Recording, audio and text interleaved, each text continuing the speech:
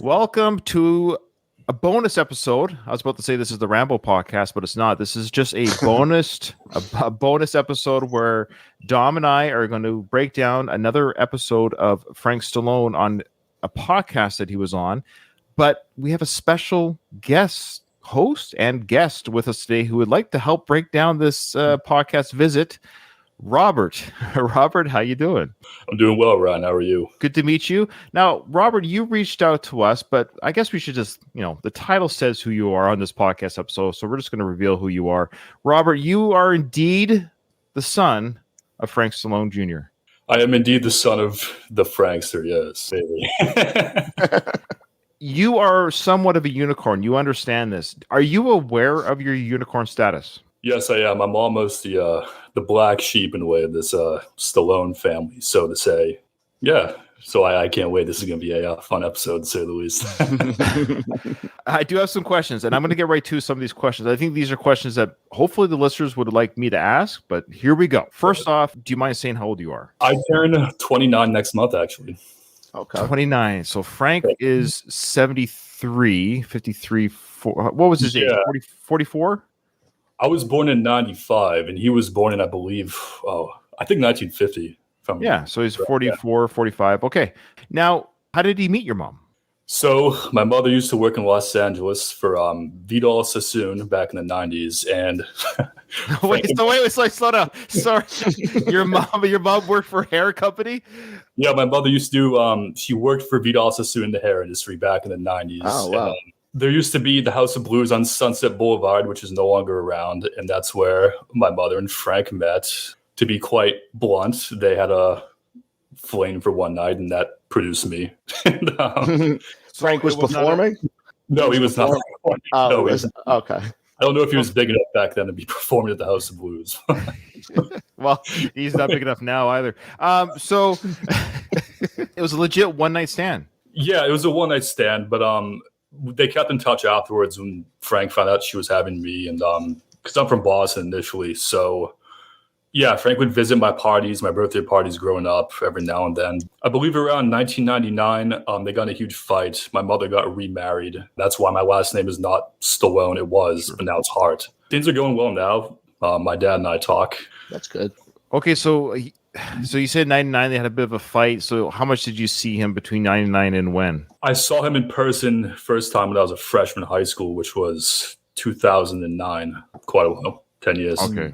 It's always tricky. Family relationships are tricky, whether you're a celebrity or little peons like me and Dom. We all have our relationship with our parents are tricky. I have a fairly strong relationship with my parents. I think Dom, what I see on his Facebook, he has a great relationship with his family, and I'm blessed that way. And I have kids, and I actually have my oldest son is actually 25. Having that adult relationship is just not only just as important, but it's also valuable too. So even if maybe those lost years, if you and Frank are kind of making up and talking again or something, that we congratulate you on that if you guys are good. But I did hear though, Robert, that he blocked you from socials. Can you share why he blocked you from socials?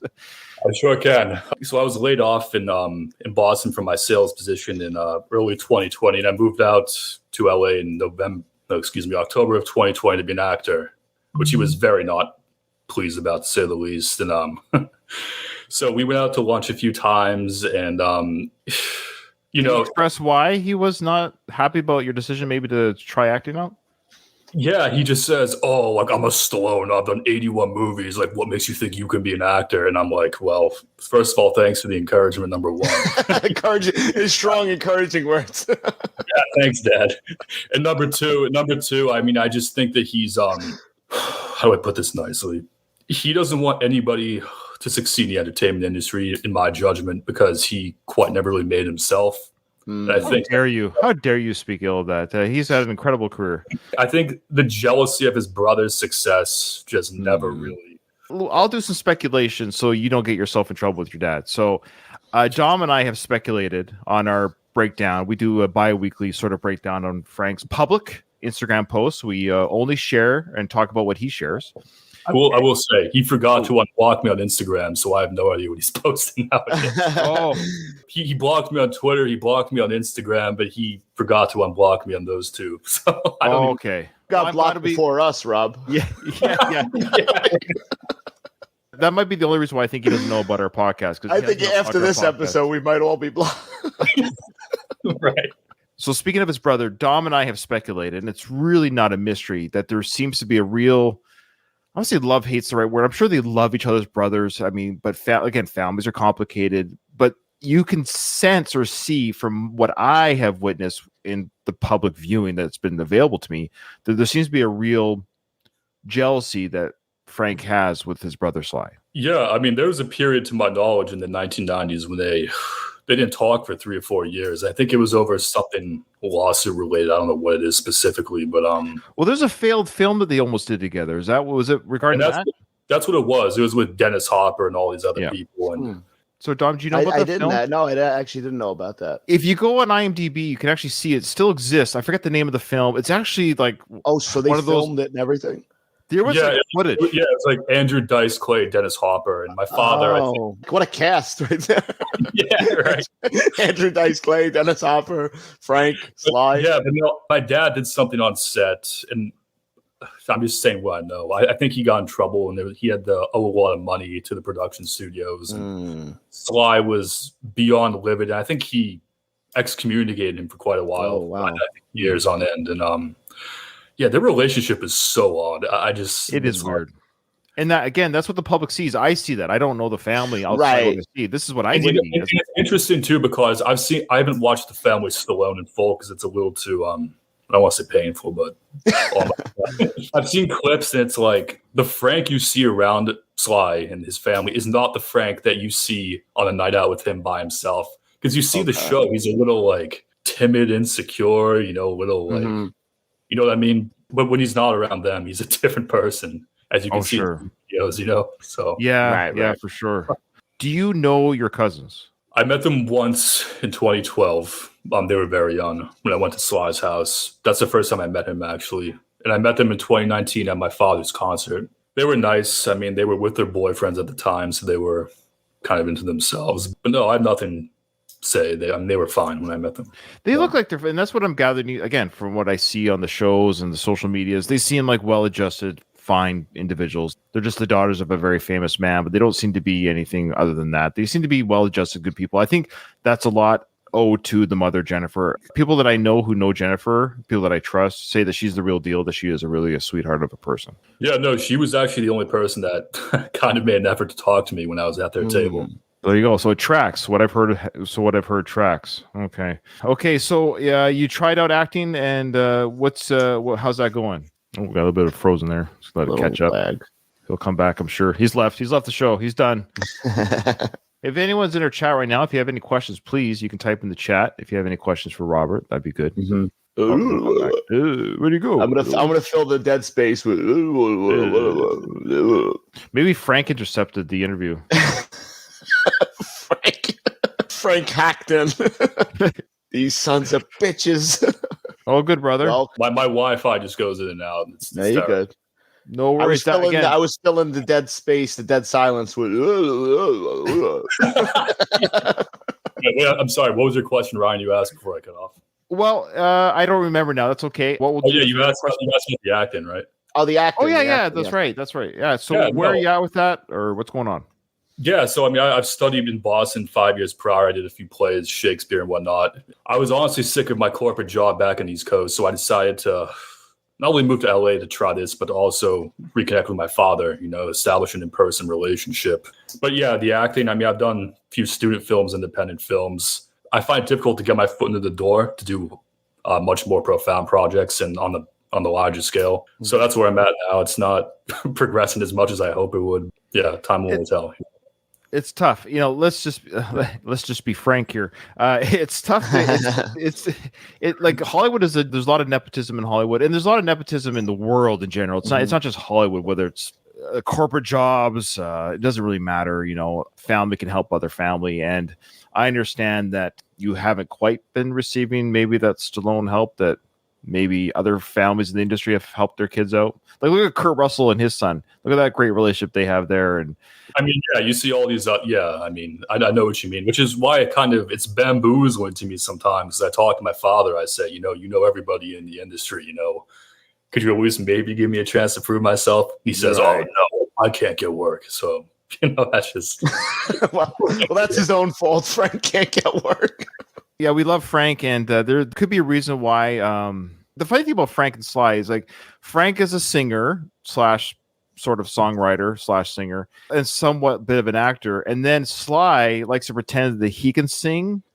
Yes, well, the Paradise Alley theme song. Oh yeah, Rhinestone. Rhinestone. Yes. The thing about my father is he's 74 and he has this unrealistic notion that he wants to be a star. That's why he posts all these. Like he wanted to be on Tulsa King, and he got mad at his brother because he didn't give him a part. Is your father bitter about not getting Rhinestone? I'm asking the hard-hitting questions. Yeah, please. It's a great question. If I had to make an assumption, I'd probably say yes. It's odd that Frank would feel like, or anyone, I should say anyone should feel like, and I know you're not doing this, but to a certain degree, it's good to help your family. Absolutely. But let's pretend my podcast was a successful podcast and people actually listen to it. And I had a family member like, hey, can you show me how to podcast? And maybe absolutely you'd help them out. But there is a point that no matter how big I might be, it's still up to my brother or my whatever, I only have brothers, but any family members I have, yeah, I can help them figure it out, get the foot in the door, maybe get a couple guests for them to come on. But at some point they got to run on their own. Right. And put it this way, we've always said this about your dad is that Frank, all things being equal, if Sly was, Sly died at childbirth, right? And Frank was born without an older brother, we wouldn't be talking to you right now. No. You wouldn't exist. Like Robert, you probably wouldn't exist right now because the chance of your mother meeting Frank Stallone and having a tryst, the Robert that exists today would not exist probably. No, and I've thought about that too. It's just, you've seen his interviews. He always goes on these tangents about how, he should have been The Rock. He wanted to be the next Elvis and the Beatles. And it's like, Dad, if your brother never made Rocky, you would not be where you are now. Well, that's the actual proof. I hate to say is because of his brother, we do have the Frank exposure. Like he's been exposed. Yeah. We've seen what he has to offer, and the world doesn't care. You would not know who Frank Stallone is if Sylvester never existed. No. Instead of being jealous, we've said this before, and we're not saying this because you're here, but instead of being jealous, he should be thankful. He should actually just be thankful and have full of gratitude towards his brother. I mean, he would not have had to stay alive and all this if it wasn't for it. I'm sorry to say, but I mean, he wouldn't. Well, no, because again, because he has the platform, and if it was enough, it'd be enough. But yeah. Oh, we do have a question here from Katie. Actually, she's my co-host on the Rocky podcast. She wants to know: have you met Sly's? I'm betting you haven't, but have you met Sergey Stallone, his surviving son from his first marriage? No. Yeah, I didn't think so. I don't think anyone has, quite frankly. I met Sage when I was very, very young. But oh wow, okay. Very young. You have met, and I think you're friends with, I believe it's, let me get this right, your uncle, right? Dante. I am close to Dante, yeah. Yeah, I am. So for our listeners who probably don't know this, Dante Stallone is Frank and Sly's half-brother. I believe it's a half-brother to both of them, so it's your uncle. They're a half-brother. Frank Stallone Sr. had a child when he was in his 70s, close to the 80s, I believe, and that's Dante. We've talked about Dante on our podcast. Frank had him on his Instagram once there. That's how we knew about him. What's Dante like? What's his story? If you don't mind sharing anything he'd be willing to share. Yeah, I mean, Dante can certainly speak for himself if you ever have a chance to have him on, but he's a good kid. To. I believe he's 27. He lives in Florida. I met him in person once because I went to see my grandfather, Frank Sr., in 2010, right before he passed away. And yeah, but Dante's a good kid. He went to school in Florida. He's into boxing, ironically. And, yeah, he's a good kid. We Snapchat a lot, and he's on the right track, I think. So. Oh, good for you. Well, yeah, we saw pictures of him on Instagram. It looks like he does the weights and stuff. And what's your weight regime like? Are you following your father's footsteps, doing just 3 hours a week, 4 hours a week? All you got to do is 1 hour in there. That's like no. I'll be very candid. I'm very lazy about going to the weight room. I was with my dad a couple of weeks ago when we were at dinner. He said, "Oh, like you have no arms." I'm like, Dad. I'm like, Dad, to be honest, I don't really care like if I'm jacked. You know what I mean? I like the dinner conversation of him insulting your arms. He's like, oh, he's like, oh, your thighs aren't big enough in your pants. Oh, jeez. Speaking as a father, that's usually what I direct those kind of conversations with my kids. I often comment on their body and their arms. Yeah, as opposed to being intelligent and doing well at work, he wants to expect you to go to the gym 5 times a week and get. So we have a couple burning questions here. You don't have to answer if you don't want to. Well, number one, something Dom and I have speculated on regarding Frank is his hair. So Dom's wearing a toupee right now. So on a This scale is my hair, Ryan. This is my hair, Rob. This is real. So on a scale of 1 to 10, how much of that hair on top of Frank's head is the hair that is growing genetically from his body without any help? Oof. I mean, if you see pictures of Frank Stallone in his younger years, I mean, I have his hair. I'm receding a bit at the crown, so I don't think a lot of it's real. I'll be quite honest. He has a better hairline than you, Rob. He does. And if you see Sly in the family, well, I mean, Sly has the best hairline for a 77-year-old I've ever seen. 77, yeah. He has the hairline of a 13-year-old boy. Right. For whatever reason, Sly and Frank have this amazing ability that I've seen on very few men where their hairline increases as they age. That's an amazing ability. I've never seen that before. I wish I had that. So. I always say I'm waiting, Rob. I'm waiting for mine to kick in again. Eventually, I think it's gonna. Yeah, I'd like my crown to come back too, but Same. When you allow your body to age naturally, it just looks better. If you're receding hairline, you're receding hairline. If I mean, look at Dom. Look how handsome Dom is with that chrome dome there. I mean, would you want him any other way? No, it's all good. I'm used to it. I'm just. Thank you. That's what I always say too. What was that? I missed that, Robert. Bald is beautiful. Bald is yeah, my grandfather's bald said to him. Yeah. Got to make the best of it. If Frank is watching this, Frank, I'm 48 years old, and look at this hair, buddy. You like that? No red light treatment here, bye. He probably hates me now, but my arms aren't as big as Frank's, so I apologize for that. We should say, Robert, how did you find out about our podcast? Yeah, I think I told you before in our first call. My buddies and I'm doing this for the show. You got to. This is for the audience. I know how. I told you once before. I told you already. You don't listen. I'm just kidding. No, so my buddies and I back home, we always joke about Frank Stallone. So we go on YouTube and we go recent search Frank Stallone. And my friend from back home, he found your podcast through YouTube and he says, "Oh, you gotta check this out." It was just you guys. It was you both just ripping on Frank, and I was just like, "This is the best thing I've ever seen." Yeah, so you reached out to me on Instagram, and this is where I come into the story. You reached out to me, and I'm like, I thought it was a joke at first. I'm like, this can't be real. But then we talked on the phone, and okay, well, at least he doesn't sound like a lunatic. He sounds like a reasonable person.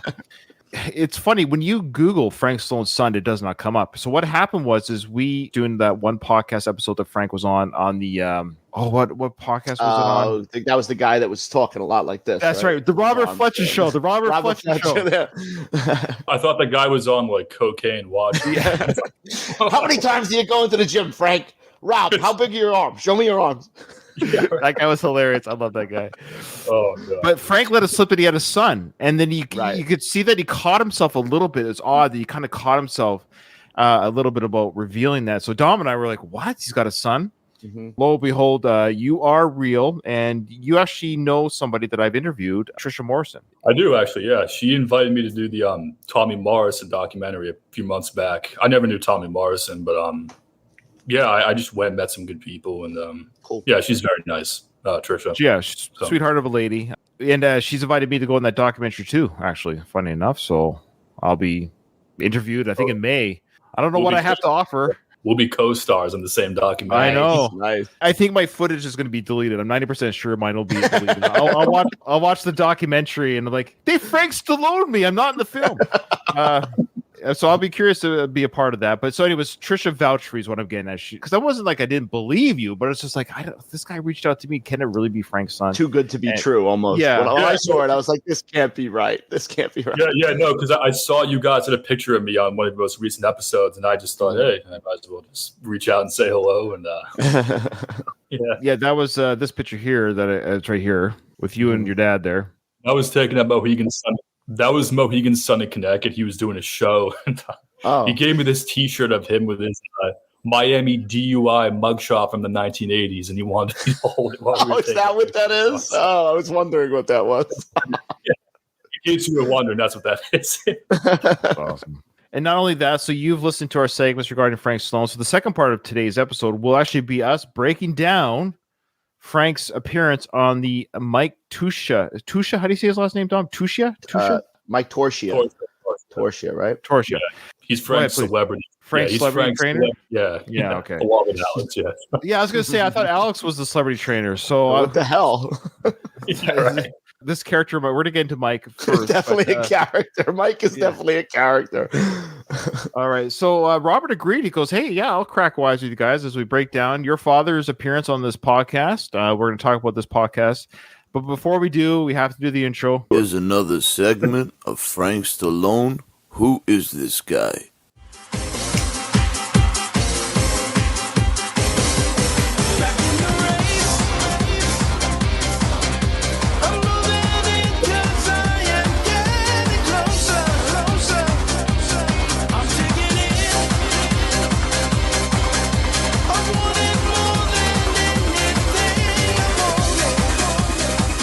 So I see, Robert, I see you laughing.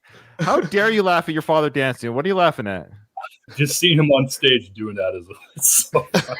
Oh. That beautiful hair, too. That beautiful real hair that he had there. Fantastic. Okay, so as we know, Frank guest on this guy's Torchia, Mike Torchia. But before we get into his podcast appearance, I wanted to show you what Mike's mission statement was for his channel. This tells us, and then also our viewers of our show, will let everyone know why Mike has this podcast. This is the purpose of his podcast. We'll also see if what he has for a mission statement, did Frank fulfill that mission statement by his appearance on the show? So here we go. Here's Mike's own words, what his mission statement is. Hi, this is Mike Torchia. My show is called Live Well and Thrive. I decided to create this about a year ago, but I didn't really put it together to a few months ago. Okay, so first, how would you like to... Sorry. Mike he's almost like a Dick Tracy villain. He looks like he's very ghoulish. He could probably kick the shit out of me, Mike, so I hope he's not that close to where I live. But look at the veins in his arms. I mean, those he's one big vein. He's basically a penis with arms. That's what we're doing here again. Like it's just this. Look, it's one of these things where I got news for you, Mike. You're gonna die before me. Meaning, and you're is that a threat? Is that a threat? No, it's not a threat.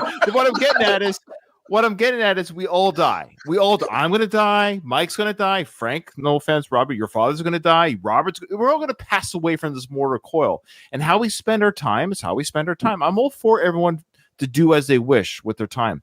But we've said it before, Dom. These individuals who focus so much energy and time and just basically having muscles. Right. Their whole existence is to have muscles. It's such a weird concept to me. And then you have some of these older gentlemen who were, I guess they probably were playboys back in the 80s, 70s, and 80s. They had the girls, they had the nice physiques, and they get now to their 70s and they just can't let it go. So they try to alter their image with plastic surgery, darken their hair, get skin scalps or whatever it is. They try to pretend they're not 70. He looks all natural to me, Ryan. Oh, please stop it. I'm telling you, there's probably 10% natural about him. I think, yeah, he's like AI at this point, Mike. I thought he was wearing face prosthetics too, honestly. It's so stretched, the jawline. It's so like the skin is just stretched and puffed. And imagine dyeing your eyebrows. Imagine being so self-conscious about gray hair that you have to dye your eyebrows. Looks like he landscaped his eyebrows too. Bulging bicep. Mike has this to say. I also just want to show you the quality of this video. Look, my podcast sucks. I get it. I know, but I try to edit a little bit. If this is your mission statement, tell me if you can follow this sentence here. I'm going to go back just a bit and tell me if the edit's terrible where I don't know what he said. Just take a listen. Really put it together to a few months ago. And the reason why is I'd be watching YouTube. Stuff with opinions, not really. Did you get that? I have no idea what he's saying. But this is what he puts out there for us to I want to see what your channel's all about. Smash cut. Let's see if we can decipher that one more time. As I'd be watching YouTube. Stuff with opinions and not. stuff was opinions. I think that's what he's saying. Something about Like opinions. stuff is opinions. Really factual. Do you know what? I wanted a show that covered everything, inspires people. Okay, so this is his podcast mantra. Inspires people. So again, he's going to have different guests on that are going to accomplish this. Okay, so let's see if Frank's video will do this. So you're going to watch Mike's podcast to be inspired. To do what? Inspired to do, like, it's just can you imagine that your life is such that you're watching this podcast to be inspired? I'm going to be inspired to dye my eyebrows. Wait, Ryan, can you check how many views does he get per video on YouTube? Well, this podcast intro video has 5 with my view. I watched it 6 times. Okay. Your father's episode's 750. It's one of the top ones. I think him and another guy is he's got 300 subscribers right now, Mike. Your dad brought on the numbers for sure. The average video gets between 20 and 30 views. Your dad probably watched 700 of those views. That's I true. wouldn't be surprised. Yeah. Educates them and helps them improve the quality of their life. That's what Live Well and Thrive's about. I the name refuse of to this believe podcast. this man is real. I don't think he's real. I don't think he's a real person. He looks like he's from like Madame Tussauds with the wax. Yeah. He escaped midnight at the museum, whatever. He escaped. And I hate to say it, Mike, it's because you mess with your face. Just age naturally and stay out of the sun. There's my pro tip for you. Sometimes I'll share my story of being a celebrity trainer and all the movie stars from... Okay, so this part bugs me. So he calls himself a celebrity trainer, which is a kind of a trick on the words. Like, are you the celebrity that trains, or are you a trainer that trains celebrities? This is a tricky way of saying I'm a celebrity trainer. I hate it when people like Mike, I won't say him, but people like him who, because they have a couple celebrity clientele, we're supposed to think that their wisdom or knowledge is somehow touched by God. Just because you've been graced by the presence of celebrities, the wisdom that you must share must be more valuable and more insightful than Tommy Bloggins, who's also a personal trainer. In fact, Doug from the Rocky Minute podcast, our good friend Doug, he's a personal trainer. I would take Doug's advice on how to be fit and how to be healthy and how to look way over any of the guys that, like Mike, for example. Doug, as of yet, Doug, don't do it, has yet to mangle his face. So, but this Doug, I was going to say, but does Doug look like this man? I actually looked him up. I think he trained like Pacino, Matt Damon, but aside he's gonna no, slow down, Robert. He's gonna mention. Don't worry. He's gonna tell you his credentials right now. Don't you worry. Matt Damon, Al Pacino, Kim Cattrall, Nicole Kidman, Lionel Richie. I mean, I can go on forever with that. But that doesn't define me. I could go on forever saying all the celebrities I work with. It doesn't define who I am, but I still had to let you know my credentials. All the I guess Frank Stallone didn't make the list. I guess so. Frank's pissed. No, he said he worked with celebrities. Yeah, all right. I want to be someone that's showing the pathway to living a better quality life, physically, mentally, and emotionally. That's why you need to watch my show. You're going to hear funny stories. Nope. You're going to hear life-changing ways. Nope. Improving the quality of your life. Nope. Very simply, inexpensively. No, this is key. I love how he says this. Inexpensively. What? Guess what, guys? My podcast is extremely inexpensive. You get to listen to it for free every week. Isn't that amazing? But this guy's got things to sell. Don't kid yourself. It's all a product. At the end of the day, Mike has himself to sell and products to sell. Inexpensive what? Very simply, inexpensively. I'm not going to be selling you any kind of silly products that are going to make false claims or outrageous claims. If I'm going to suggest any products, because I've used them myself, and I'll tell you exactly if I felt a difference. That was a weird edit too. Basically, he's saying, I've used it and I felt the difference. What are the products that he's selling? I don't like workout plans or what? I think to look like a lizard person. I think that's the. If you look, he's like, look at me. Don't you want to look like this? I'm made of plastic. Oh my God. Of course, I'm going to have my merch, my shirts and hats, and some of the other fun stuff. Why is merch fun? Why would you want a Mike Torchia shirt? Why is that fun to wear? Come on. His merch. Stop. Nobody wants your merch. Helps support the show. I want to make a difference and I will make a difference in your life. So please watch the show and don't forget, please subscribe. I We need feel your like he's support. looking Thank you. into my soul. Honestly, he's looking into my soul. That was like a political campaign I speech. know. He goes, please join me. We need your support. It sounds like, like we're saving the world one YouTube view at a time. Okay, I can't stand it when celebrities do this. This is partly why I use the picture that we use for Frank's intro. People see the video version. It's a younger version of Frank. It's kind of done on purpose. I hate it when like older people use younger pictures of themselves for their Facebook profile picture, or I'll try to change mine yearly. Like I feel like I'm lying to my grand public if I have a 5-year-old picture of myself up, right? My So here, Facebook default is me with long hair. Yeah, that's right. So here's Mike's. Check out Mike's picture of himself for his podcast. You tell me if that's the same person that we just saw. You tell me. Here we go. That looks like a 45-year-old superhero. Well, he is bald, right? And damn, yeah. Yeah, John Claude Van Damme, right? Very photoshopped. Yeah. Okay, well, let's just get to it. Here is, I love his setup for his interviews. I don't know quite the camera angles of this, but we have 2 cameras. One is on the guest and one is on Mike. And then it's spliced together. So it's a really weird position of how they sort of look at each other. Like, I don't know how far apart they are in the studio, why they couldn't get a wide lens camera. They might just be sitting next to each other. I think they're like probably half a foot away from each other, but we have this weird split screen. I've noticed in my dad's interviews, why does he touch his face for like? Oh, we're definitely getting to that. We are definitely getting to that, Rob. It's like uncomfortable to watch. Okay, well, since you brought it up, for our listeners, I can't stress it enough, but I'm going to do this. I put together a supercut of Frank touching his face. You want to know my theory? Your ahead. father had a mean booger that was in his nose, and he was just like, because he gets close. He's doing a lot of this. It was killing him. We've all been there, and he wanted that thing out of his nose. Well, I mean, ever since he grew out that beard, he's always just kind of like stroking. Yeah, there's a bit of that. So here you go, folks. Now, since you've talked about it, we're going to watch 1 minute of the 4.5 minute supercut of Frank Stallone touching everything above his neck. Here we go. Oh my God. That, and I wanted Frank to share sort of all the different things you're doing right now, Frank. Go to the YMCA with Sly. YMCA With the work brother and I, and it was in Leicester, we weren't, and white top, kind of like what wore in the old days.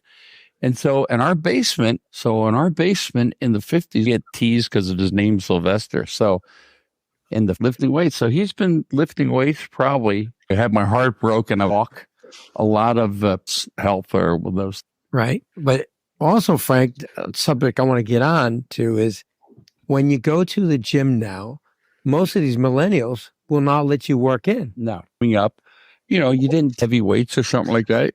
Guy goes, take weights and barbell thing. So I feel really bad. Equinox, that when 2 people go into the gym and if they start training together. Now, I just want our audio listeners to know everything you heard.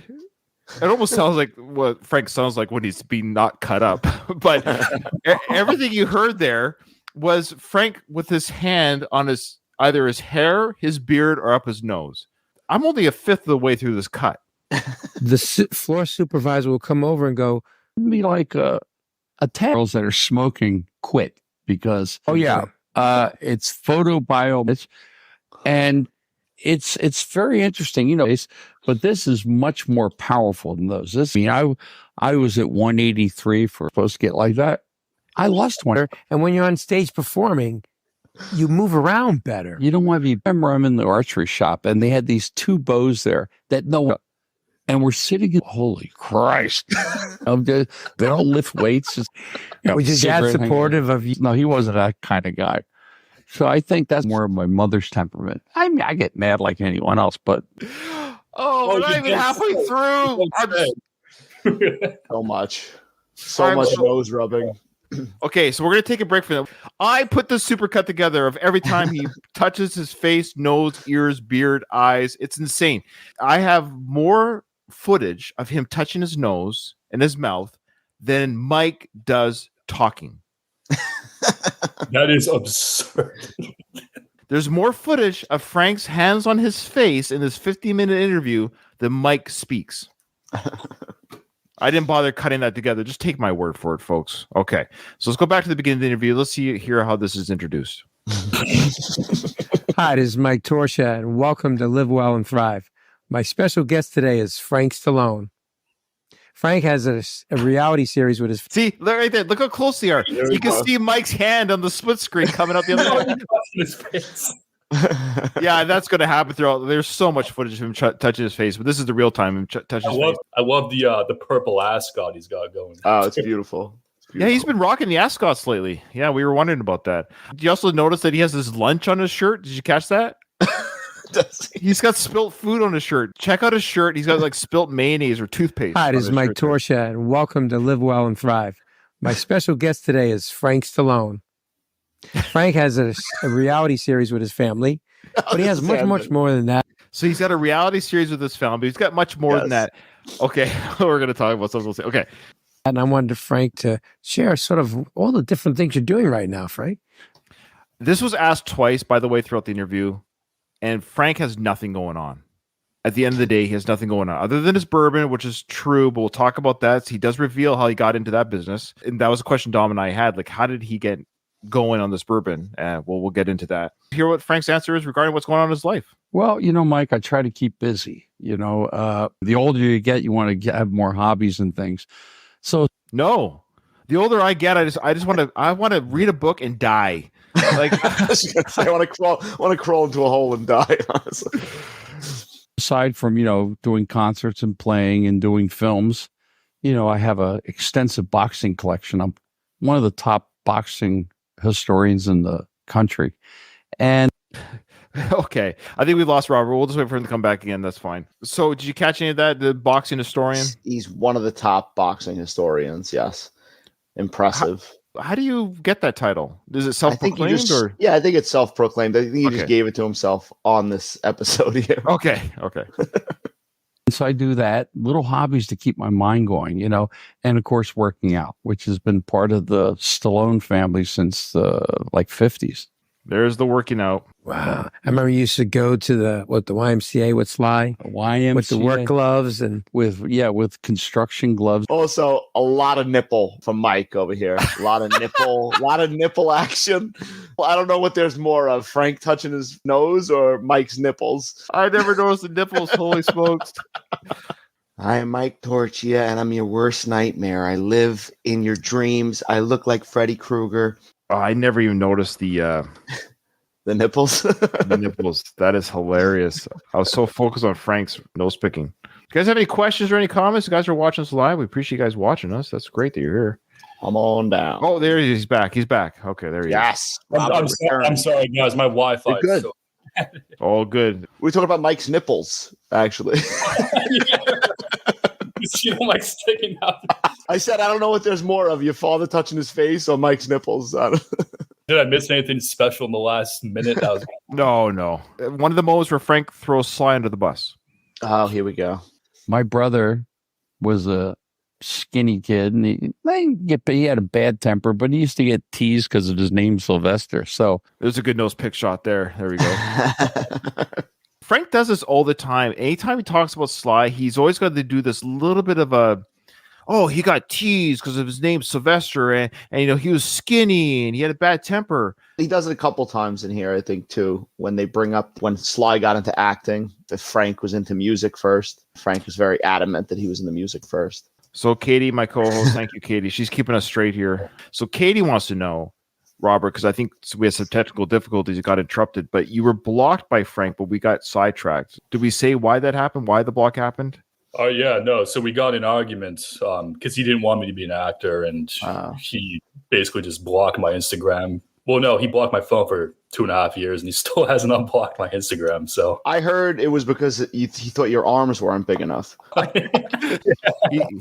He's mad that you're not doing hair treatments, I think. Okay. Okay, this is where Frank is talking about a girl at the gym. He gives her some advice on how to be a better athlete or a better fitness. Now, I told a girl, I got in a little trouble. I said, if you trained as hard as you text, you'd be Miss Olympia.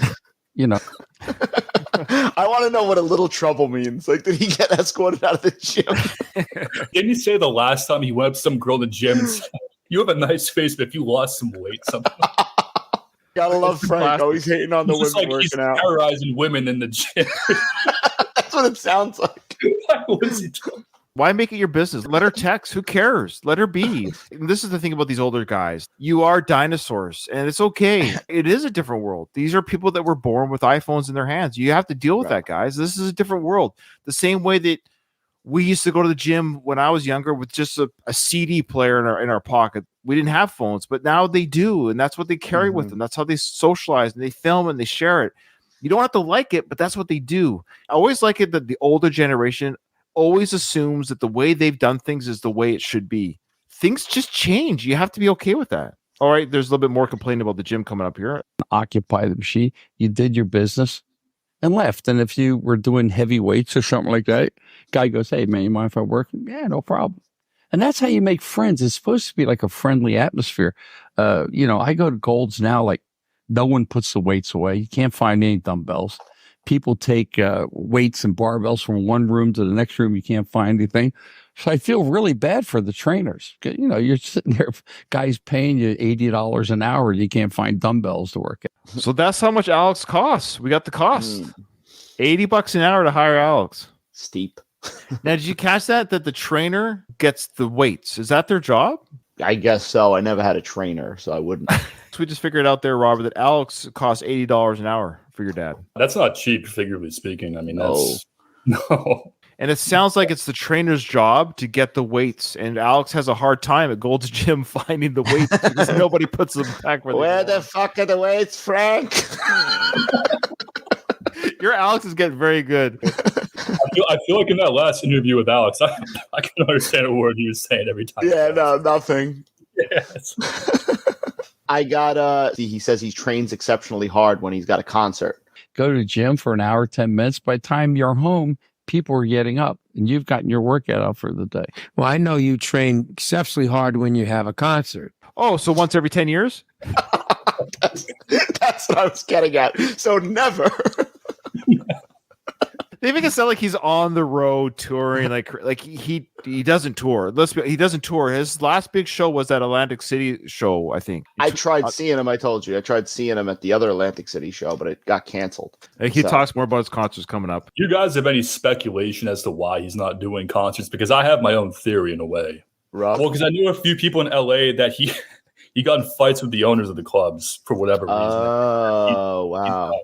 He's one of these people, can only speculate what I've seen. I have a theory that he's this type of personality where he's just never wrong. And it must be nice to never be wrong. It must be nice. I wish I could never be wrong. The way he thinks, the way things should be, the way things aren't the way they should be. He's got answers for everything. It's amazing that somebody who knows how to do everything has done not much. Well, what he does too is he demands such high fees for his shows to the point where he thinks he's like a B-A-list like performer, and the people are just like, "No, sorry." You know what I mean? If he was smart, he would lean into his D-list celebrity. You should lean into it. Have fun with it. Almost be more like that character that the producers of the Family Stallone show are trying to make him out to be. If he was truly like that outside the show with the public, I think it'd be a different story for him, maybe. Did you both see his performance when he was in Italy doing that? We did cover that on one of our episodes earlier. Oh, you did? Earlier. Okay, yeah, where we showed the unedited version of him singing, because he shared his video of him performing on his Instagram, but he cut off the video before his voice started cracking and croaking. There is a unedited version of that. What's on our podcast? We found a video of it. Somebody in the crowd filmed it. Yeah. Really? All right. My next clip here talks about what he had last year. Yeah. Because that's really demanding physically. It is. And I went through a bad bout of viral pneumonia, which almost took me down last year. It just came. Let's just say, I'm glad you're still here, Frank. We want you here. Absolutely. We love you. Do not want that viral pneumonia to take you. So did you know that your dad was sick when he went to the Mayo Clinic or the Mayo Clinic? I was told he was sick, but that was during the period where he was blocking me, so I didn't have the chance to reach out. How come you didn't wish me, son? How come you didn't send me any flowers? I didn't know where you were. I didn't know. Yeah. Came out of nowhere. And I couldn't train for a while. I was on prednisone for 7 months. I mean, it really ruined me, because it eats your muscle, it eats your strength. So he talks about how during this time too, he gained weight again. He got up to 211. He couldn't breathe, and he body shames himself for being a piece of crap because he was sick and old. Mike agrees, like, yeah, you were terrible. You could hardly breathe. You couldn't walk up the stairs. That's right. Couldn't walk up the stairs. Right. Red light treatment, and it's good for hair treatment. When you can't breathe, oh boy, it scares you half to death. You think? I love that revelation. Hey guys, he's talking to people to stop smoking because if you can't breathe, it's very scary. I've read that somewhere too. Suffocating really sucks. It's not fun. Okay, so here he goes talking about the red light treatment. Here we go. Now share with me about the red light treatments that you. Oh yeah, it's photobiomodulation. So it's like red light therapy, which is becoming pretty popular nowadays. And it really changes your molecular structure in your body. Is Frank going through a process that's making him to a supervillain or something? It changes the molecular structure. Do you know what it actually does? What it does is the red light energy goes into your blood cells and it changes the mitochondria in your blood cells. So it just becomes hyper upped or souped up to do the healing that it does in that area. That's all. I don't know if that's necessarily what he's saying, but it is a real thing. You can buy them. It's legit. Red light therapy can work. So Dom, if you or Robert, if you want to get some of your hair back, Frank will tell you how. Here you go. Great. Like this machine I use, it's a very expensive machine. It looks like a tanning. A nice little humble drop there. It's a very expensive machine. Most pieces of shit out there won't be able to afford it. It's not that expensive. I looked online. You can buy them on Amazon. I mean, they're not like $10. They're like hundreds of dollars, but they're not like I can afford one, and I'm not a big time celebrity, so you can afford them, folks. But it's red lights. That's very powerful, and it really helps with hair growth. That's my favorite line. Helps with hair growth. Who cares, Frank? You're bald. It's fine. Let it go. Then he leans into afterwards. He says, my shoulder helps with my shoulder. But then he goes on to say after that despite it helping with my shoulder, I'm still going to probably need surgery. It doesn't really work. This stuff is it's all voodoo, mojo stuff. You're old too. You're 73. It's okay. Right. Your body's going to fall apart. Like it's just not going to work the same as natural. It's natural. It's just natural when you get older, i.e. when you're in your 70s, your bones will get arthritis stuff. Like it's going to happen. That it happens to everyone. You can't. But have you tried red light treatment? You know what? I'm going to ask my chiropractor about red light treatment. Tell him Frank Stallone recommends. Yeah, exactly.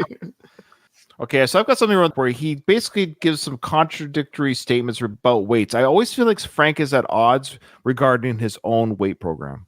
I said, I have friends of mine that are steer wrestlers and farmers. You know what's the heaviest thing they lift over the head? A bale of hay, which is like 48 pounds.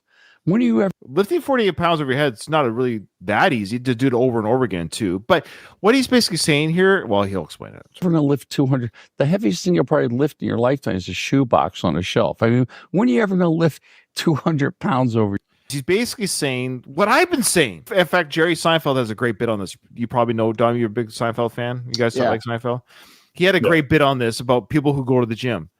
See, to me, you go in the health club, you see all these people, and they're working out, and they're training, and they're getting in shape. But the strange thing is, nobody's really getting in shape for anything. The only reason that you're getting in shape is that so you can get through the workout. So Frank is actually making that point. You don't need to bench 400 pounds. You don't need to squat 600 pounds. The only people that need that kind of strength are the people that are doing those things in the gym. But outside the gym, we're not squatting our life away. We're not. So it's just funny how Frank, in a weird way, is sort of proving my point that, yes, eat healthy, proper diet. I agree with all that stuff.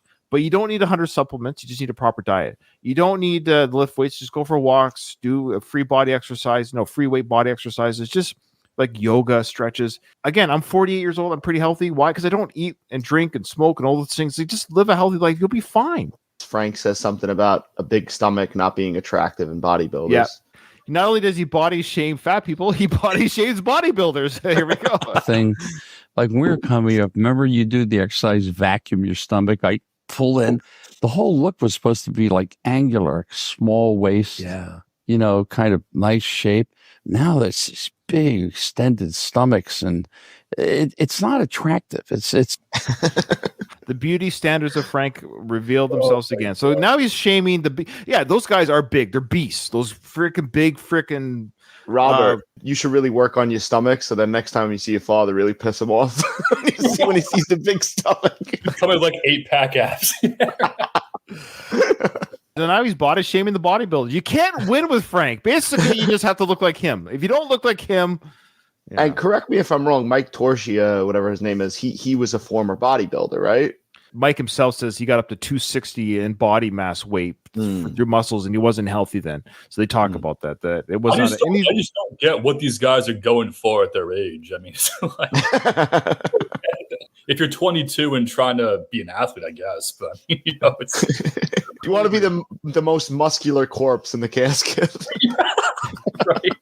You want to be so strong that you carry your own casket at your funeral. Just so vain. It's just like you're absolutely correct. And that's what I was saying before about. I don't know if I quite concluded that statement with like, Mike, you're going to die one day. That's what I mean. This whole focus on supplements, red light, bodybuilding, and Mike is 68, Frank is 74. It gets to the point where you're like, what's the point? What is the end game? Because you are still going to die. And do you guys think it's almost laughable at their age to be doing this? Yes, it's embarrassing. It's embarrassing. Let's stop. I mean, really, yeah. Wow, that's a wild question. We're not going to answer that, Brian. Come on now, Brian. Kind of wild questions that we get in here. Wait, what's the question? I'll answer it. What is? Well, have you ever seen your father in the buff? I guess is the question. Have I ever seen my father naked? Yes. No, but he does post pictures, and we used to back in like 2021 with him shirtless in the mirror. I'm not sure if you ever came across that. Oh, I definitely seen those. Yeah. No, I've never seen him naked. No. If you were to ask Frank who has a bigger penis, him or Sly, what would he answer? Oh, he would say him. Oh, okay. Was his dad supportive of you and Sly lifting weights and?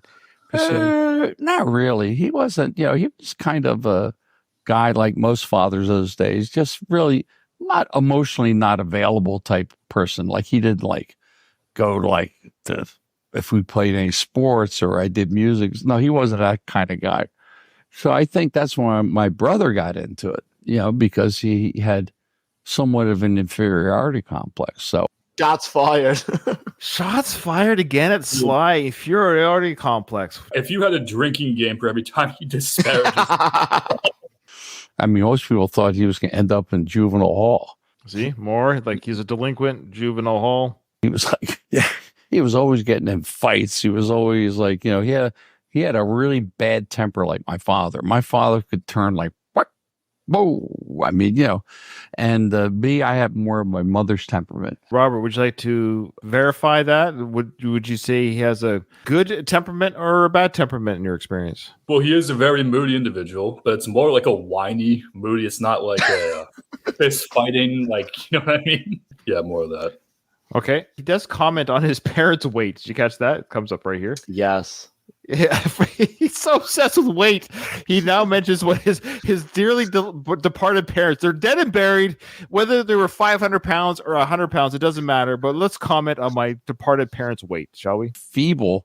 She was at a party in her late 90s guy. So he's talking about his mom, how she was just always good to go. She was right up to her death. She was active on all this stuff.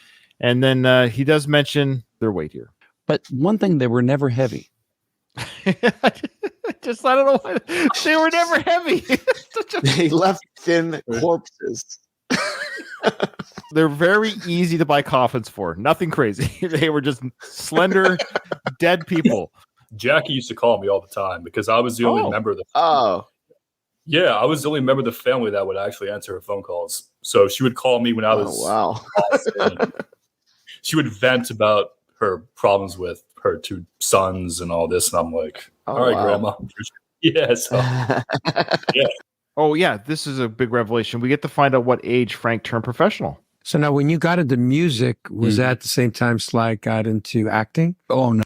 Way fucking before. Sly was nobody. I got into this before him. Look at his face. How dare you? Way fucking before, Mike. All right. So the question was Sly talented before you? Let's go back a bit. So now, when you got into music, was that at the same time Sly got into acting? Oh, no. I was way before him. I started singing at like 6. I started singing at 6. Yeah, and I was also a pirate when I was 6. You're a goddamn. I started. I became a superhero when I was 5. I became. Oh, you were a superhero 5? Oh, you have me beat, Tom.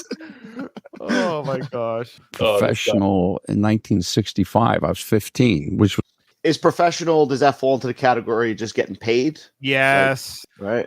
He sang at whatever event or a fruit stand or something. They gave him 15 cents for a song or something. He considers that professional. So every busker you see on the streets is a professional, according to Frank's logic. Illegal, be playing in bars or clubs or. He kind of got into his thing probably in college, like 18, 19.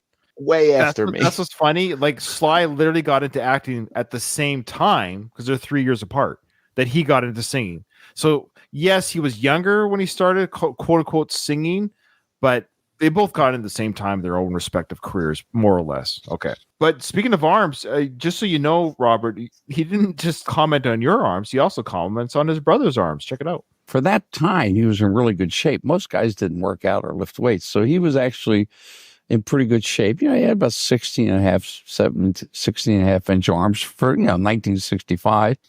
So I love how he knows the exact measurements. That's what I was just going to say. Why does he know his exact arm size?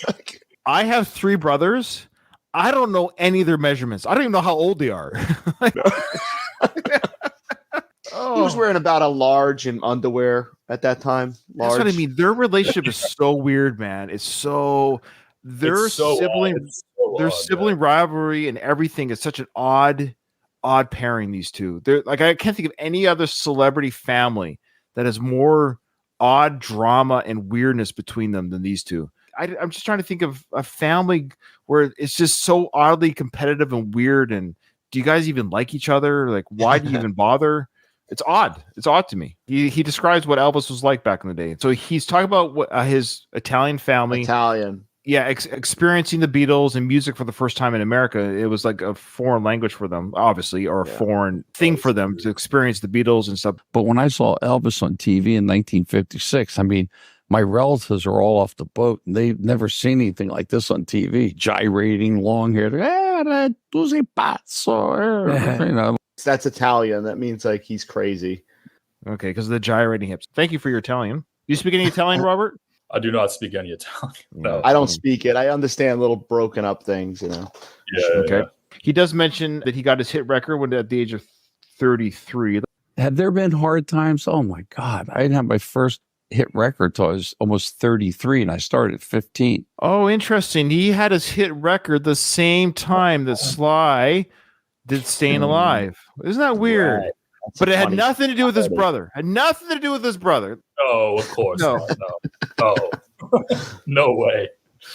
So he talks about these hard times. Frank, you've had more opportunities, way more than the average American. Way more. You've had incredible opportunities. A little comment here from George. Thanks for joining us, George. He says, enjoying the podcast, guys. Rob seems like a cool, down-to-earth guy. Was Rob ever asked to be a part of Frankie's documentary, Frank, that is? So Stallone, Frank, that is, the documentary. Were you asked to be a part of that documentary? No, because he was blocking me during that time. That was during the blocking phase. There was a phase where he was blocked. Yeah.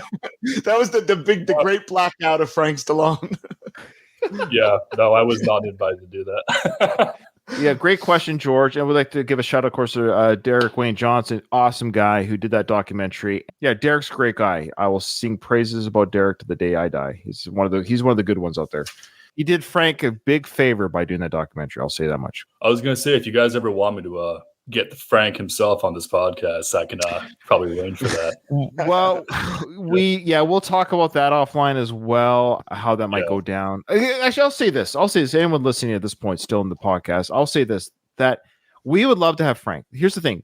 We have no ill will towards Frank. Just like any other human, he's complicated, funny, weird, I don't understand everything he says. We're all those things. Dom's those things. I'm those things. I'm sure people did a podcast episode about Ryan. They would find a lot of different things about me that are funny or weird, or make fun of me. That's fine.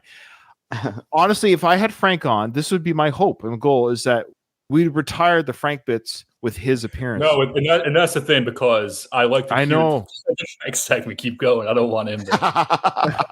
Oh, well, at the very least, I would love to have him on if he's okay with the fact that we've had some fun with him, because I think a good, strong man, Frank, would be okay with all this, because celebrities have to know people take the mick out of them all the time. His brother, my goodness, the amount of ribbing his brother has received throughout his career, from Saturday Night Live to Mad TV to comics, late night TV, tabloids, like his brother has received whatever.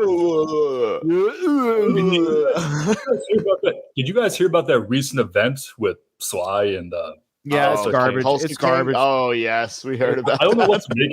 I don't know what to make. No, I'll tell you. I'll be really quick about that. So yes, there was a comment, some background extras claim that Sly said that the guy was a tub of lard or something. Two things I'll say about this. I'm not condoning it, but I'm also not condemning it. Meaning, if Sly said that, then he did. That he did. It's not the worst thing you could say about somebody. Maybe he was irritated. Maybe he was in a bad mood. Maybe he was feeling frustrated about something. We don't know the whole story. There's also people that were there who said they saw nothing of the sort. These couple odds off the set. There's some pretty girls over here. Come on, what are we doing? Yeah, I mean, if I were to guess, it's probably this dark sense of humor, just joking around, and someone took it the wrong way for whatever reason. Exactly. I can see him say, "Oh, you know, we gotta get these fat guys out. We gotta get some pretty girls up here instead." You know. Look at this fat guy. He can't even walk. What is this? This guy's got a fat back. You got to talk to my brother Frank about the fat back. Does he talk about fat back in this one? I don't know if he did. No fat back. I don't think he mentioned fat back in this one.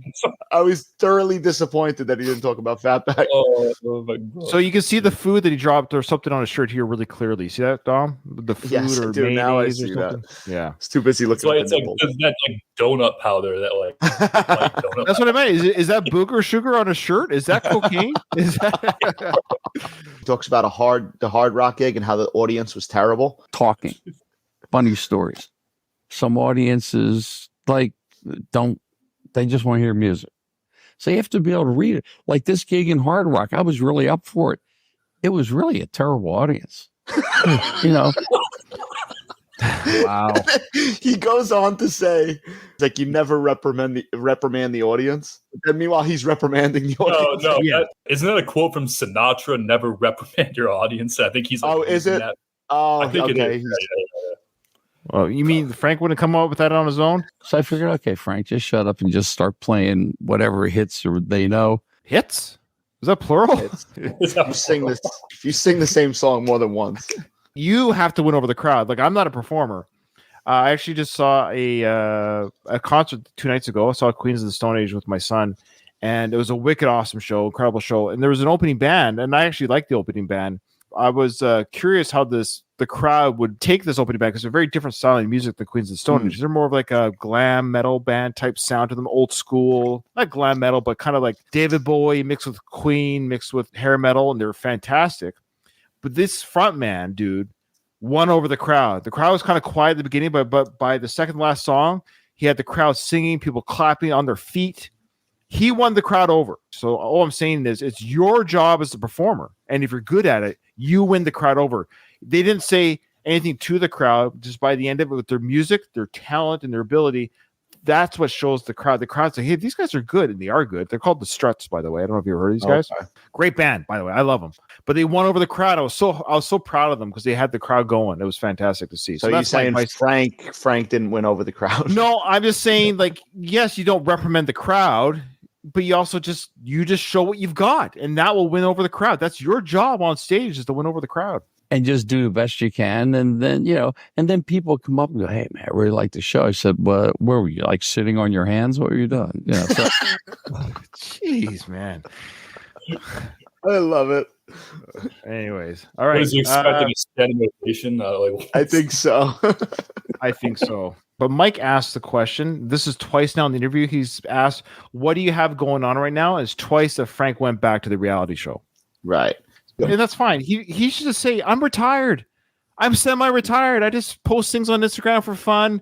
I'm on the Family Stallone show, and every now and then I do a gig. There's no shame in that. Right. But the fact that he doesn't even address that he's not doing anything, he tries to pretend that things are going on, but they're not. It's okay to say, I'm 73. I'm done. I've been in 83 films. I'm just semi-retired. I'm just chilling. He's done 81, not 80. 81. Get it right. No, Get it right. I swear he said 83 at one point. I could be wrong. But. When they're talking about the Family Stallone, he refers to himself as like the Kramer of the show. I like that. I like that. I'm in I think there's 10 shows. I think I'm in like 9. So he's talking about there's 10 episodes of the season 2, and he's saying basically that his role got increased in season 1 because he's kind of a draw now. You're right. This is how he compares himself as the character that he is on the Family Stallone reality show. And because I became I got 3 beautiful nieces. They grew up in privilege, but they're good kids. You got my brother. Oh man. Yeah, they are good kids. That's probably the most true thing he's actually said. I think the daughters are good kids from what I can tell. Who he is. And then his wife. And then you have Uncle Frank, who's like never been married, 73. So I'm the Kramer of the show, like on Seinfeld. Or So you say racist things from the stage? Yes. I should have been hung up. Have you seen that clip? Oh, Michael God. Richards? That's a whole podcast. That clip. Oh, I think that's Frank's favorite comedy bit. He was in the audience. He gave a standing ovation. Okay. Did you catch what Frank said about his niece's friends? Oh, yes. It's coming up right now. Check out what he says about his nieces and their friends. This is fantastic. so I'm the guy that comes in and kind of upsets the apple cart, but not being mean. They're like, Uncle Frank, I can't believe you said that. I said, well, believe it.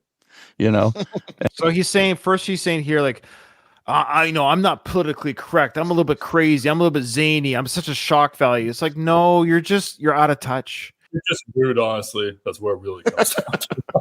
If you're right, Robert, because if you catch the girls in the show, they laugh. They're not laughing with him. They're actually embarrassed and they're laughing kind of, I would say at him, but they're laughing like, I can't believe Frank's doing this kind of laughter. Like this, they're not laughing like this is hilarious. We think he's funny, like Cosmo Kramer in the show. They're actually laughing because this is uncomfortable. I saw the clip you guys posted about when he passes gas at the dinner table. Oh, yes, I'm like, yes. no, while people are eating, he does that at the dinner table. I'm just like, Fantastic. Okay, here he goes now about the daughters and their friends here. And they're afraid to have their girlfriends around me. I said, please. I'm not going to do anything, but I'm not blind. What? Frank's segues are so fast. I didn't catch it on the first listen. I'm not blind. I can see that they're pretty. So he's basically saying I might be 73, but my brain's still 25. I said, well, believe it, and they're afraid to have their girlfriends around me. I said, please. I'm not going to do anything, but I'm not blind. You see what these girls at 28 look like. I said, that's when you wish you had a time machine. Yeah. I take about 40 years off me, okay? Or maybe 50. I was actually sitting next to my wife when I was watching this, and she was doing something else. I heard it just go ill. When you Basically, Frank's saying, my niece's friends are hot. I'm not blind, and I can see that. If I had a time machine, I would knock off 40 or 50 years of my age so I could bang them. That's going through his head. He's saying the only thing stopping me from creating another Robert is that I'm too old for them. Oh man, bless your mother's heart. I guess she's seen him in the buff. We could ask her. she has seen him in the buff. Yes. Oh man, I grew up watching all the Rockies. This was funny. Isn't that funny? He said the Pope grew up watching all the Rockies, and I did the math. The Pope's 87. When Rocky 1 came out, the Pope was 39 years old. Is that really growing up watching all the Rockies? Oh, great math! Thank you, Tom, for that homework. That's awesome. So the Pope did not grow up watching the Rockies. Okay, he was already like 10 years older than the Rocky character. Yeah, exactly. Middle-aged man. Yeah. So yeah, we don't need to go back and listen to that. So he's just talking about that moment. That, funny enough, that scene was not shown in the Family Stallone. The Catholic Church probably didn't allow it to be shown. Oh, right. I remember you saying that. Yeah, it's too bad. So yeah, it's too bad. They did visit the Pope, but it was not used in the show. I think this interview was done before the release of the show. So even Frank probably thought that it was going to be in the show, but it's not, unfortunately.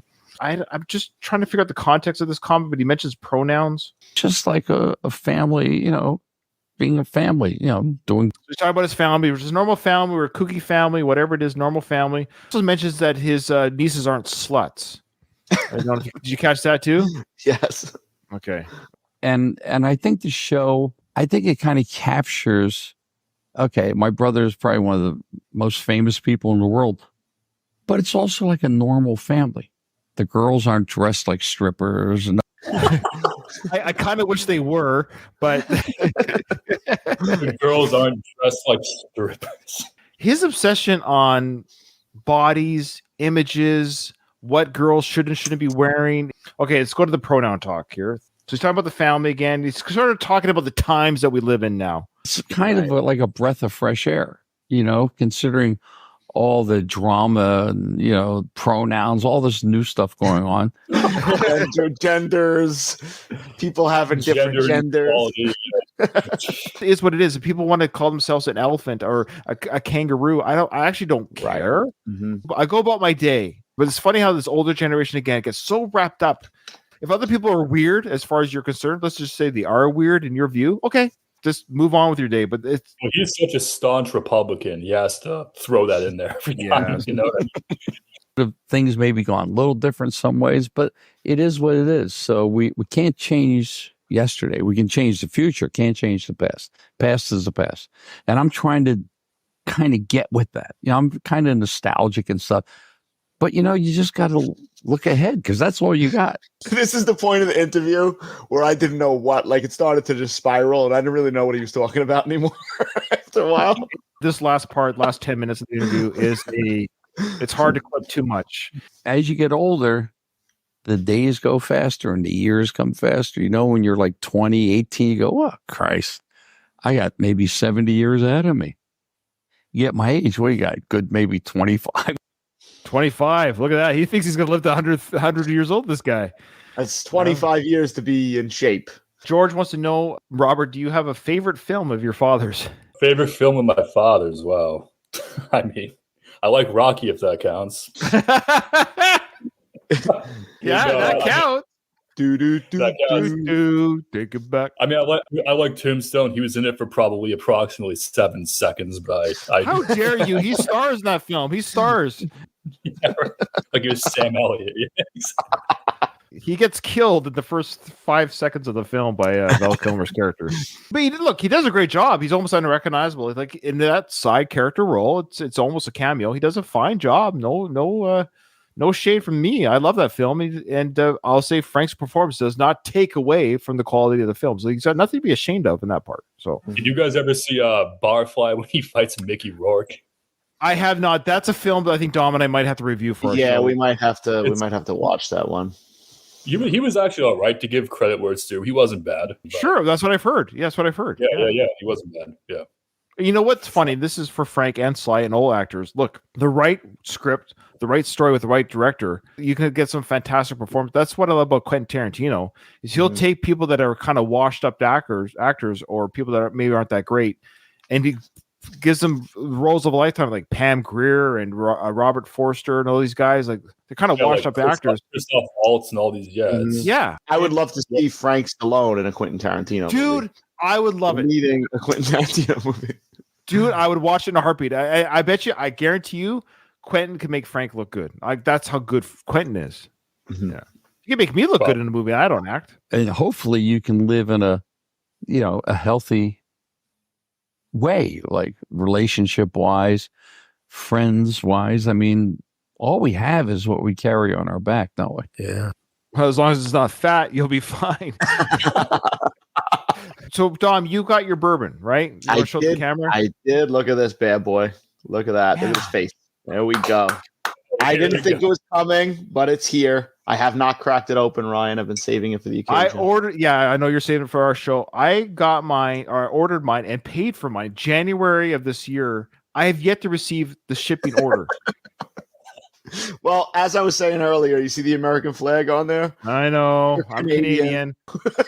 Wait, Dom, have you tried a sip yet? You're waiting for the No, I'm saving it for the occasion. I've been tempted, but I haven't. Don't do it, man. You got to do the taste test on camera.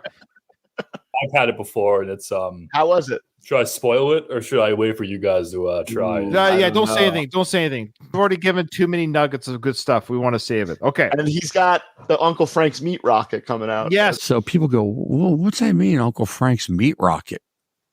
I said, well, that's up to your interpretation. To me, Look at that. He's always got the sex jokes. He's always got the sex Sexual jokes. innuendo. From what I've gathered from this interview, it's like a Slim Jim. It's a Slim Jim without as many preservatives. This is the first time you're hearing about this, Rob? I have never heard of a Frank's meat rocket before in my entire life. No, Yeah. never. Yeah. I want one so bad. Dom, can we see if we can order some meat rockets too? We're for going to our have to bourbon? see. I mean, they should be coming, right? They should be coming Okay. out then. He's talking. So Mike, I should say Mike right now, he's the dude that got Frank onto the bottle. It was Mike that introduced Frank to the bourbon guys. So it wasn't even Frank. So Mike says, look, you want to make a couple bucks on the side? Put your face on this bourbon. I've got some guys who are doing some bourbon. They need a D-list celebrity. Everyone else was taken. Can you get your face on this bottle? And Frank goes, yeah, I'll do it. So now Frank is saying, he's kind of conceding the fact, which I give him a little bit of credit for without him really saying, he's saying, I'm not going to make millions off of being a celebrity, a singer or an actor. Okay. He's now putting his face on bourbon bottles, meat sticks. He also says he wants to put his face on geese.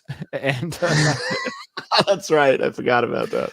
in his mind's eye, you could make billions. but I think I want to get into something where I can really stand behind it. I said, this is what it is. It doesn't have nitrates. It doesn't have sodium. It doesn't have this. And I stand by it. Same thing with the bourbon. I said, Chris, I just have to taste it. And I had a few people over and I said, dude, really good. 12 is really good. And so we're going to launch that pretty soon. Can't wait to get mine. I'm really excited about it because you know what? Not that I can't sing and play it forever, but it's nice to have something else. Yeah. Well, don't start now. Most of these big Hollywood stars like Bob Hope and Bing Crosby that became extremely wealthy wasn't because of movies. It was business. This is interesting. He's saying Bob Hope and all these other, like Paul Newman, they made money off of their products.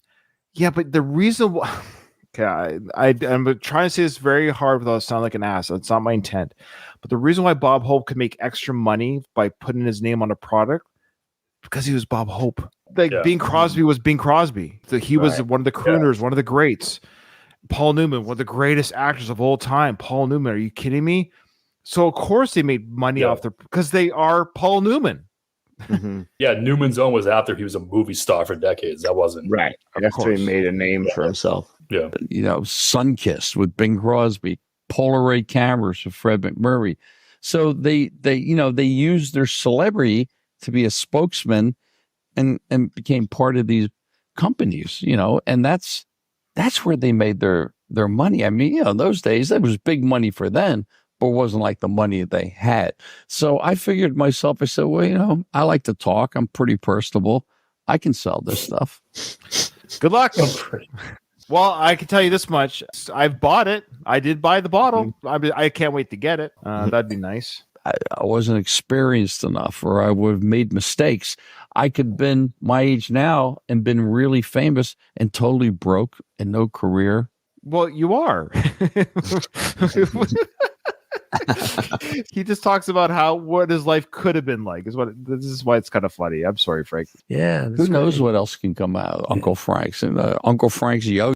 Well, he's talking about how this Uncle Frank's opportunity and the meat stick came later in his career. Like, he can't believe this is happening even this late in his career. He's getting these opportunities.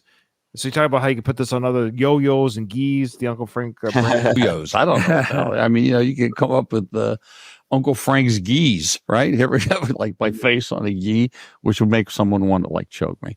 But I think it's just a new thing. It's just like a new adventure. And who thought it would come at this point in my life? But maybe there's a reason for all these things happening later, maybe when I was younger, maybe I wasn't experienced enough, or I would have made mistakes. I could have been my age now and been really famous and totally broke and no career. And we're back to where we began. Well, that's pretty much it for the interview. There's not much else to end there, Tom. But did you have there was one just because we got that on camera. I think the talks about the time he got the press award. Didn't we? We did that in an episode. Didn't we talk about that? When the paparazzi gave him a press award. Oh yeah, that's right. He just goes. He talks about he does talk about how to be nice to the paparazzi. Why not just be nice? He says that it's easy to sign autographs. Why not just sign autographs? Right. Again, because you're not Sly. Could you imagine if Sly signed everyone's autograph to talk to him? Like Frank. Mm-hmm. No, this is not. I'm just saying Frank can walk down the street a lot easier than Sly can, and so when people do recognize Frank and ask for an autograph, of course he's going to be happy to do it. Sly wouldn't be able to move.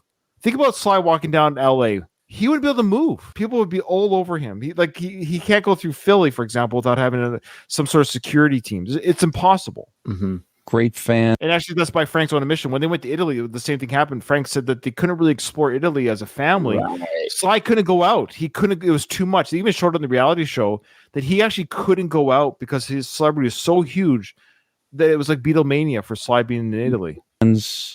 We talked to people. I didn't even know when we were coming out of Craig's that night. They gave me an award, like one of the nicest guys to the press, because most people hate the paparazzi and press. I mean, some of them can be irritating, but I think it's listen. If you're famous in your spotlight, why not try to be nice to people? If you're famous, you gotta be nice.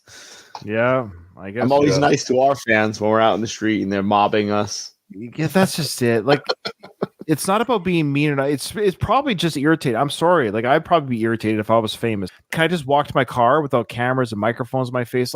I know that's the price of celebrity and fame. You got to navigate around that. But again, it's a little bit easier to talk this way when you don't necessarily have the crowds around you. Bad day.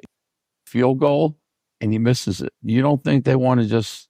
He says at the end here, just talking about how even the greats miss their shots, make mistakes. That's his. He goes on for about 5 minutes about that. Best I got, and then try to best it. Thanks, Frank. Well, Frank, listen, I want to thank you for today, man. My pleasure, man. We'll have to come back when you have the bourbon out there and whatever meat rockets you're selling. Meat rockets, yeah, that'll be controversial. That'll be so fun. unsettling. I definitely wouldn't go. Such an unsettling name. Sounds so inappropriate. Meat rockets. It's done on purpose. They do it on purpose, of course.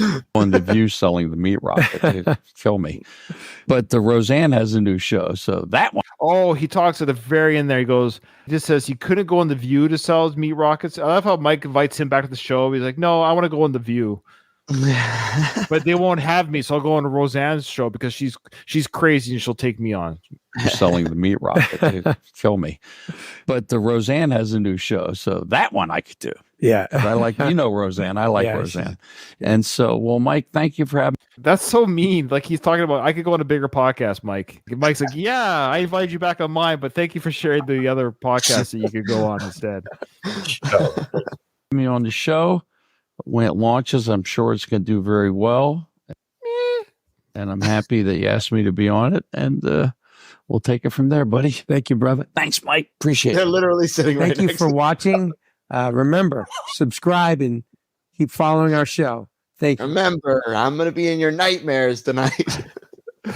Oh, big episode today, guys. Big episode. I appreciate everyone that came on and watched us live. That was awesome. Robert, I hope you had an okay time with us and talking about your dad, your journey. Family life is complicated. Celebrity is complicated. Humans are complicated. We have a little bit of fun. We're taking the mick out of Frank a little bit here and out of Mike.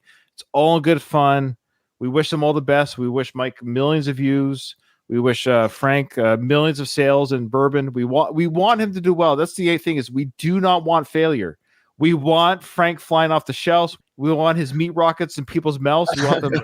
I want Frank's meat rocket in my mouth. No, listen, this was so much fun, guys. Thanks for having me on. And thanks everyone who did join us. We do appreciate it. And Robert, obviously, thank you so much for your time and for sharing your stories and insights to your life. And we, of course, wish you and your dad the best, happy, healthy relationship in the years to come.